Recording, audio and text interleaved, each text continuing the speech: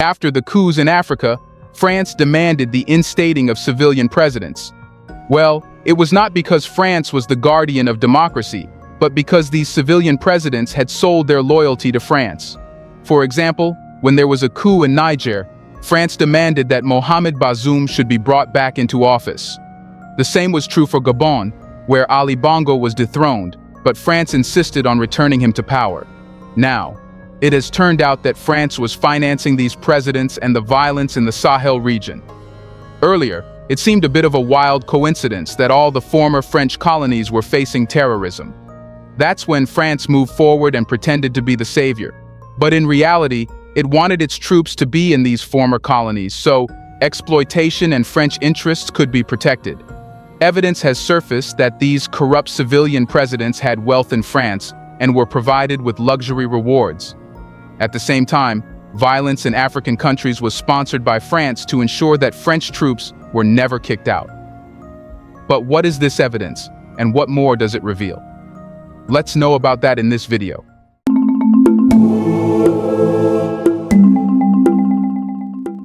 Throughout history, France has played a significant role in the colonization of various African nations during European imperialism.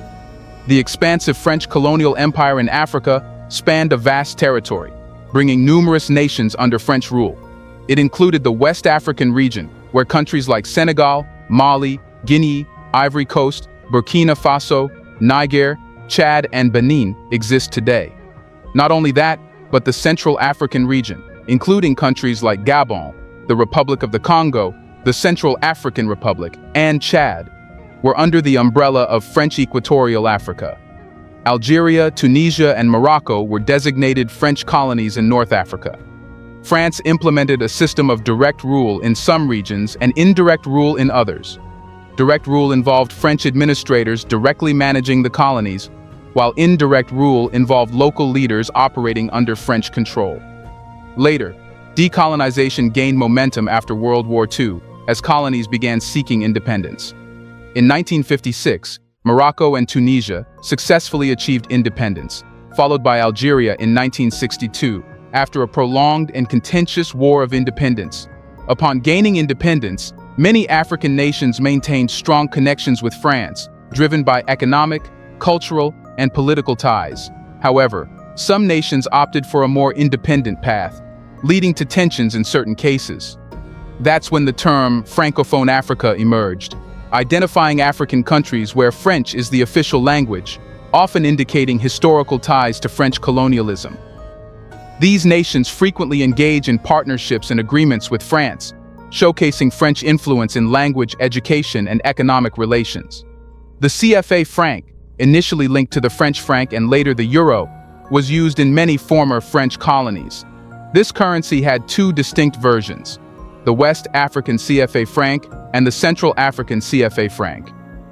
The historical connections between France and its previous colonies underscored the lasting impact of the colonial legacy. France aimed to uphold influence by backing or manipulating specific elements within these nations. It's because France held economic interests in the region, including access to valuable resources like oil and minerals. To ensure things worked smoothly, France had certain groups and individuals that could help it safeguard its economic concerns in these countries. Not only that, but France wanted to send its troops to its former colonies that could protect its economic interests. But that was not easy, as it required a solid excuse. What could be a stronger excuse than terrorism and violence? Immediately, the former French colonies in Africa saw a surge in terrorism, creating a path for French military presence. Therefore, terrorist activities were financed, and organizations were created that could create violence and make the countries ask for military assistance from France. That's what Mali officially revealed. During the United Nations General Assembly session, Abdoulaye Diop, Mali's Minister for Foreign Affairs and International Cooperation, strongly criticized certain foreign powers, accusing them of perpetuating the criminal activities of terrorist groups in the region. The reference to France in his statement was apparent, and he stressed that Mali had previously raised concerns with the Security Council about France's actions on August 15, 2022. However, these actions continued without consequences, seemingly shielded by France's status as a permanent council member. In essence, Despite Mali following the proper channels and lodging complaints about France, the United Nations remained inactive. France faced no questions, even though it was widely known how deeply involved the country was in African affairs. Minister Diop expressed his disappointment at the international response to Mali's security challenges, stressing that the severity of the threats did not match the decade-long presence of international forces. The expectations of the Malian people, as conveyed by national authorities, often went unheard. Minister Diop further criticized the United Nations multi-dimensional integrated stabilization mission in Mali, called MINUSMA, for its ineffective contribution to restoring national territorial control. He argued that MINUSMA's actions exacerbated the security situation, spreading from the north to the south and central regions of Mali. Yes, instead of fighting terrorism, these operations were multiplying the terrorist organization, making things quite shady. Criticizing the mission's alleged use of human rights for political gains, Mali ordered its withdrawal by December 31st this year. Minister Diop's tone conveyed Mali's shift from requesting or begging to a more assertive stance. Mali aims to inform the international community of its plans and execute them without wasting time in the United Nations, particularly in futile complaints about France.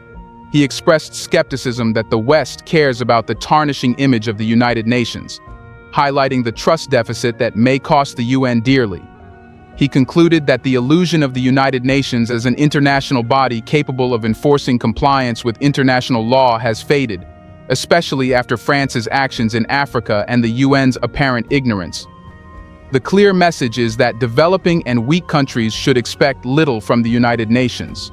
In 2022, when France withdrew its Barkhane forces from Mali, tensions between Bamako and Paris remained high. Mali took its concerns to the United Nations, with its foreign ministry sending a letter to the UN Security Council, accusing France of aiding jihadists within Mali and breaching its airspace. The letter, which used straightforward language like aiding jihadists, represented an unprecedented formal expression of such accusations. The letter highlighted the possession of several pieces of evidence, demonstrating France's unauthorized entries into Malian airspace for the benefit of terrorist groups, including the dropping of weapons and ammunition, an assertion that appears striking. Mali claimed to have proof that France was directly assisting terrorists, yet the United Nations took no action, paying no heed to the matter.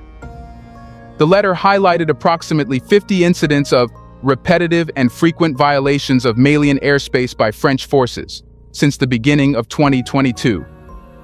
Drones, helicopters, and fighter planes were claimed to have flown over Mali without authorization from Bamako. Regarding the accusations of espionage, Diop's letter accused the French of engaging in spying activities, including the dropping of packages by the French army on August 8th. The Malian army asserted that covert overflights occurred after an attack on the Tessit camp, indicating an uncoordinated airspace breach. According to Diop, this evidence suggested that terrorist groups, particularly the Sahelian branch of the Islamic State group, received significant external support and expertise. This support meant weapons sufficient to continue the insurgency in Mali, potentially facilitating France's continued presence in the region. It's noteworthy that this wasn't the first time Mali accused France of violating its airspace. Similar claims emerged in April following the discovery of bodies from a mass grave in Gossi, which were returned to Malian forces. Later, France denied airspace violations, dismissing the allegations as disinformation. In his letter, Diop urged an emergency meeting of the UN Security Council and warned of Mali's right to self-defense if such activities persist, potentially jeopardizing the country's stability and security. Later, a report by FATF, the Financial Action Task Force, exposed everything. It unveiled the strategies employed by terrorists and their backers in West Africa for fundraising, transferring, and utilizing funds. This collaborative research initiative between the Intergovernmental Action Group Against Money Laundering in West Africa and FATF collected data from experts in 5 West African nations with a notable history of terrorism-related incidents: Burkina Faso, Mali, Niger, Nigeria, and Senegal. The report outlines various channels through which terrorists obtain funding, highlighting financing through non-governmental organizations, charitable institutions, and levies. It also highlights the illicit smuggling of arms, assets, and currencies using cash couriers as a significant method. Notably, the report raises concerns about potential French involvement in financing terrorists, emphasizing the need for accountability due to the roots of many NGOs in Africa being traced back to France. For terrorists, despite successfully securing funding, acquiring weapons and ammunition poses challenges due to the absence of private weapon factories in African countries. The report points out that the weapons used by terrorists in Africa are often manufactured in the West. This aligns with claims by Mali's government, accusing France of using its airspaces illegally to deliver weapons. The enduring presence of terrorism in West African countries is suggested to be tied to France's vested interests. Suspicions have led to protests against French troops' anti-jihadist operations, fueled by the belief that France benefits from the ongoing terrorism, enabling the exploitation of regional resources. Mali has taken proactive steps by addressing this matter through a letter to the United Nations and exposing the situation in the General Assembly. Here's a reminder to please like and share the video and subscribe to our channel to watch more videos on Black culture, history, civilization, and identity. Let's continue now. After financing violence and sending troops to former colonies, France's next strategy was to find loyal presidents or make those people presidents that would always be the French puppets. France maintained influence in its former African colonies through various methods, including support for leaders aligned with French interests. This influence has faced criticism for potentially perpetuating a cycle of economic dependency and political instability in the nations affected. France knew that certain leaders in certain African countries may prioritize personal wealth over their nation's welfare. Accusations of corruption and collaboration with foreign entities, including multinational corporations, have been leveled against some of these leaders. Motivated by personal gain, these leaders engaged in agreements allowing foreign entities to exploit their country's resources in exchange for personal wealth and ongoing political support. Africa had living examples of presidents who had sold their loyalty to France until this year when they were dethroned. Gabon's former president, Ali Bongo, and his family are someone you should know about to understand how subtly and secretly some African leaders sell them out. Ali Bongo served as the president of Gabon from 2009 to 2023, while his family collectively ruled Gabon like a dynasty for over 56 years. Their rule started in 1967, with Ali Bongo's father governing for 41 years before Bongo's 14-year term concluded when military officers seized power this year. The military intervention stemmed from concerns about the credibility of the August 26 presidential election, where Bongo secured a third term, triggering a severe institutional crisis. However, the new leader of the military government, General Brice Clotaire Oligui Nguema, is Bongo's cousin and holds the position of Commander-in-Chief of the Gabonese Republican Guard, the country's most influential security force. Political analyst François Conradi of Oxford Economics proposes that the ongoing events may signify internal tensions within Gabon's elites and the extended Bongo family.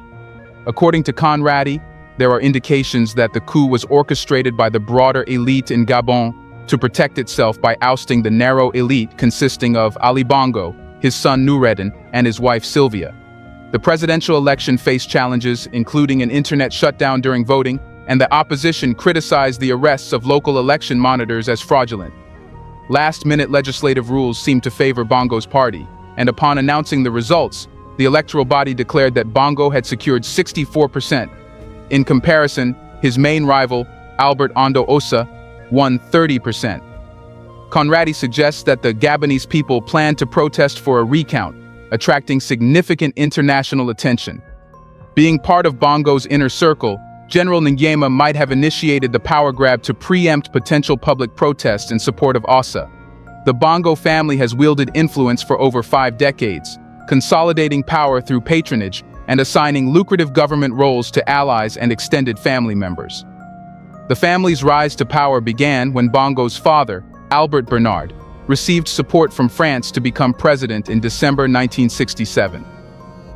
Omar won several elections amid allegations of electoral rigging, establishing a one-party system and concentrating power. All this was possible due to French backing. The Bongo family's control extended to military, parliamentary, and state commerce positions, ensuring loyalty through the redistribution of the nation's oil wealth. You should know that Marie-Madeleine Mbaransuo, the current president of the Constitutional Court, was Omar's former lover. France became a close ally through the Francofrique system, where French corporations cultivated favorable relationships with African politicians to secure lucrative resource deals. Later, in 2007, a French police investigation revealed that the Bongo family owned 39 properties in France, 70 bank accounts, and 9 luxury cars, amounting to 1.5 million euros. This made it clear that the Bongo family was being paid well for their treason to their own country. Omar only made 20,000 euros per month as a president, but the assets were far more than he could earn in his lifetime. According to the United States Senate, Omar allegedly funneled $100 million in suspect funds through a Citibank account in New York between 2003 and 2007. Over time, the Bongos heavily invested in French politics. Reportedly, Parisian lawyer Robert Bourgi received $20 million in cash from 5 African heads of state, including Omar, to support Jacques Chirac's election campaign. However, Paris prosecutors abandoned the investigation due to insufficient evidence. You can guess why this happened. After succeeding Omar in 2009, Ali Bongo aimed to distance himself from France. Despite Gabon joining the British Commonwealth and implementing environmental conservation policies, oil wealth continued to flow within Bongo's inner circle. French authorities indicted 9 of Omar's children for fraudulent real estate dealings totaling at least 85 million euros. It sent a clear message that if France could reward the Bongo family for its help, it could also punish it if the family did not help France. Later, Bongo faced disputes in his 3 election victories, with protests intensifying after his 2016 re-election. His primary rival, John Ping, a former brother-in-law and half-Chinese diplomat, had connections to the elder Bongo's cabinet. Concerns about Bongo's fitness to lead arose after a stroke in 2018, leading to political changes following a failed coup attempt in 2019.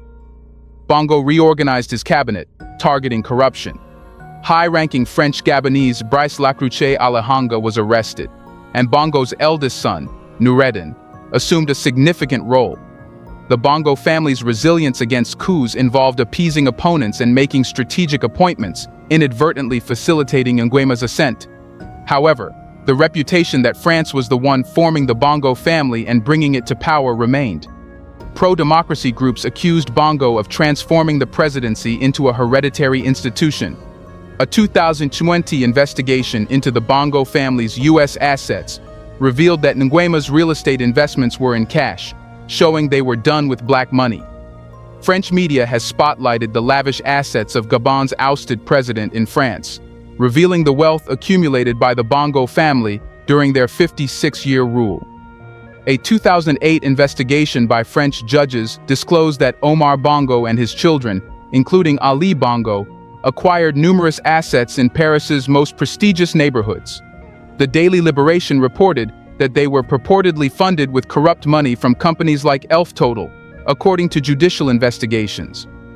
The family's extravagant holdings include a 5,400 square meter private hotel in the Ministry and Embassy district, additional apartments in upscale Parisian areas, and villas in Nice, a well-known Mediterranean city. Although the value of these assets was considered immeasurable, a 2022 court order estimated it to be around $85 million. It clarified that the late President Omar Bongo amassed millions of euros and numerous real estate assets in Paris and Nice. Hence, the apparent distance ties with France were closer. Nice, a Mediterranean tourist destination in France, features affluent neighborhoods like Simiez, where Omar Bongo acquired multiple estates over the years. One of the properties, Saint-Ange Villa on Fleury Avenue, was purchased by Omar Bongo for $1.9 million in 1999. An investigation into Bongo's properties commenced in 2010, leading to charges against 9 children of Omar Bongo related to misuse of public funds, corruption, money laundering, and abuse of social goods. Despite Ali Bongo's protection under presidential immunity, the recent military takeover in Gabon could alter the legal landscape. A Paris court order in February 2022 emphasized that Omar Bongo's large fortune originated from misappropriating public funds and corrupt dealings with oil companies. But Ali Bongo is not alone. He is joined by Mohamed Bazoum, who has been closer to France than anyone else. That's why France has given up on all its operations just to focus on demanding his return to the presidency. One thing becomes clear here. As France cares about its interests and is ready to finance terrorism in Africa, a friend to France can never be loyal to Africa. Now, the demand by France makes it clear that Mohamed Bazoum served only France and the multinational companies working in Niger. France could get uranium at the lowest possible prices, while multinational companies could get raw materials and markets in Niger without paying any taxes. In return, Mohamed Bazoum got full support from France, as well as wealth and assets that remained secret. You can imagine the bond between France and Mohamed Bazoum by the fact that France did not care about why there was a coup in Niger in the first place. It just said one thing that the US later demanded: reinstate Mohamed Bazoum. France and the Western countries have habitually given orders to corrupt civilian leaders like Ali Bongo and Mohamed Bongo. They don't know that they don't matter much for the military juntas in these countries. Military juntas have full public support, which makes them stronger than ever to bring radical change and ensure that disloyal and corrupt leaders can never come to power, no matter how much France finances them in elections. The situation in Niger is pretty complicated, and the apparent support for the coup can be understood by looking at the history and geopolitical factors at play. The sentiment is that people in Niger are backing the coup to distance themselves from France and prevent more resource exploitation. People supported the coup because they believed a change in leadership might lead to a stronger stance against external influence, especially from former colonial powers. This sentiment is not exclusive to Niger and can be seen in other countries striving for more autonomy and control over their futures. Isn't it pretty clear that France was behind the violence and terrorism in African countries like Niger? Is it possible that the increase in terrorism in Niger, Burkina Faso, and other countries is due to France, which is trying to create a need to send back its troops? Let us know your thoughts on how African countries should handle France, which always uses dirty tactics to create conflicts in Africa. Do you want to watch more videos like this one? If yes, subscribe to our channel and press the bell icon next to it. We have decided to bring videos on something nobody talks about: the Black culture, civilization, history, and evidence about how glorious Blacks have been. Thanks for watching, and until the next video, stay tuned.